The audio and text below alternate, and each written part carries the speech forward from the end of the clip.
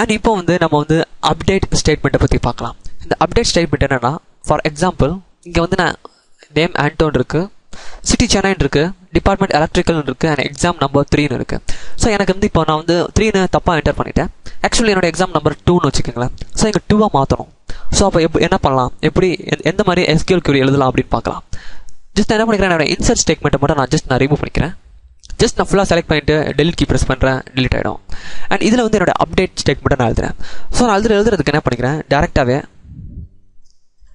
Update அப்படின்னு type பண்ணிடுறேன், space விட்டுக்கிறேன். ஸ்பேஸ் விட்டுட்டு என்னோட டேபிள் நேமை நான் ஸ்பெசிஃபை பண்ணுறேன், ப்ரொஃபைல் ஸ்பேஸ். ஸோ என்னோட ப்ரொஃபைல் டேபிளில் தான் நான் அப்டேட் பண்ண போகிறேன். அண்ட் இங்கே வந்து செட்டுன்னு ஒரு வார்த்தையை யூஸ் பண்ணுறேன். ஸோ இந்த செட் வார்த்தை என்ன பண்ண போகிறதுனா, ஒரு பர்டிகுலர் காலமில் இருக்க பர்டிகுலர் டேட்டாவை நான் ஸ்பெசிஃபை பண்ண போகிறேன். அதாவது பர்டிகுலர் காலமை இருக்க பர்டிகுலர் டேட்டாவை நான் வந்து ரீப்ளேஸ் பண்ண போகிறேன். ஸோ எனக்கு வந்து எக்ஸாம் நம்பரில் இருக்க இந்த particular data exam number equals 2. So எனக்கு எக்ஸாம் நம்பர் வந்து 2ன்னு அப்டேட் ஆகணும். ஸோ இந்த இன்னும் நான் இது முடிஞ்சிடல. இதில் இன்னும் ஒரு முக்கியமான ஒரு வேர்டு இருக்குது. நான் என்ன பண்ணுறேன், இந்த ஒரு லைனை மட்டும் நான் இப்போ வந்து எக்ஸிக்யூட் பண்ணி காட்டுறேன் பாருங்களேன். இப்போ ஒரு விஷயம், முக்கியமான ஒரு விஷயம் நடக்க போகுது. ஜஸ்ட் எக்ஸிக்யூட் பண்ண நீங்கள் பார்த்தீங்கன்னா 9 rows அஃபெக்டட்னு வருது. ஸோ நம்ம எதிர்பார்த்தது வந்து ஒரே ஒரு ரோ தான் அஃபெக்ட் ஆகிருக்கணும், அதாவது ஒரே ஒரு ரோ தான் சேஞ்ச் ஆகிருக்கணும். பட் இங்கே 9 rows அஃபெக்டட்னு ஆயிருக்கு, அதாவது 9 ரோ சேஞ்ச் ஆகிருக்கு அப்படின்னு அர்த்தம். ஜஸ்ட் நான் என்ன பண்ணிக்கிறேன், select all columns from profile இருக்கு இல்லையா, அதை நான் செலக்ட் பண்ணிட்டு எக்ஸிக்யூட் பண்ணுறேன். எனக்கு என்னுடைய டேட்டாஸ் எல்லாமே டிஸ்பிளே ஆகும். அண்ட் இங்கே பார்த்தீங்கன்னா எக்ஸாம் நம்பரில் எல்லாமே 2 ஆயிடுச்சு. ஸோ ஏன் எல்லாமே 2 ஆயிடுச்சுன்னா, நான் வந்து இங்கே ஸ்பெசிஃபைவே பண்ணல எந்த ஒரு பர்டிகுலர் ரோவை நான் எடிட் பண்ணணும் அப்படின்னு சொல்லிட்டு. நான் கண்ணை மூடிட்டு set exam number equal to 2ன்னு கொடுத்த உடனே என்னுடைய டேபிளில் இருக்க அத்தனை இன்ஃபர்மேஷனையும் அதை அப்டேட் பண்ணி விட்டுருச்சு. எக்ஸாம் நம்பரில் இருக்க எல்லா இன்ஃபர்மேஷனையும் அப்டேட் பண்ணி விட்டுருச்சு. ஸோ இது வந்து முக்கியமாக கவனிக்க வேண்டிய ஒரு விஷயம். இது லாஜிக்கல் எரர்னு சொல்லுவாங்க. இது எல்லாத்தையும் நம்ம வந்து நான் வந்து இந்த ரோவில் இருக்க டேட்டாவை மட்டும் நான் இப்போ டெலீட் பண்ண போகிறேன், எடிட் பண்ண போகிறேன். ஸோ அதுக்கு என்ன பண்ணிக்கிறேன், நான் இங்கே வேர் கிளாஸ் யூஸ் பண்ண போகிறேன். ஜஸ்ட் வேர் நேம், நான் என்னோட நேமை பேஸ் பண்ணி நான் இப்போ எடிட் பண்ணுறேன். நேம் ஈக்குவல் டு ஆண்டோன்னு வச்சுக்கலாம். ஸோ ஆண்டோ. ஸோ அதுவும் நம்ம பண்ண முடியாது, ஏன்னா இங்கேயே 2 ஆண்டோ இருக்குது.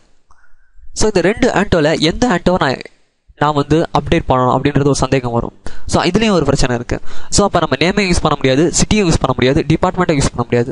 பட் நம்ம ஐடியை யூஸ் பண்ணலாம். ஐடி வந்து ரிப்பீட்டே ஆகாது, ஒரு ஆளுக்கு ஒரு ஐடி தான். இப்போ தினேஷ்குமாருக்கு 2னா திரும்பி இந்த 2 வந்து யாருக்குமே ரிப்பீட் ஆகாது, ஏன்னா இது வந்து இன்க்ரிமெண்ட் பை 1. ஸோ இன்க்ரிமெண்ட் ஆகிட்டே தான் இருக்குமே தவிர திரும்பி வேல்யூ வந்து ரிப்பீட் ஆகாது.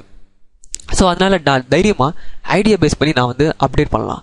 ஸோ நான் இங்கே நேமுக்கு பதிலாக என்ன பண்ணிக்கிறேன், ஐடி அப்படின்னு போட்டுறேன். ஸோ இப்போ வந்து எனக்கு கரெக்டாக இது அப்டேட் ஆகும். நான் ஐடியில் வந்து ஜஸ்ட் 51ன்னு கொடுக்குறேன். So N ID 51. So where கிளாஸில் வந்து ஐடி 51 கொடுத்தனால இந்த 51th டேட்டாவில் இருக்க எக்ஸாம் நம்பரை மட்டும் 2ன்னு சேஞ்ச் பண்ணோம். ஸோ நான் 2 வேற ஒரு டிஃப்ரெண்ட்டான ஒரு நம்பர் கொடுத்துக்கிறேன். ஜஸ்ட் நான் வந்து 5ன்னு கொடுத்துக்கிறேன். So ID 51.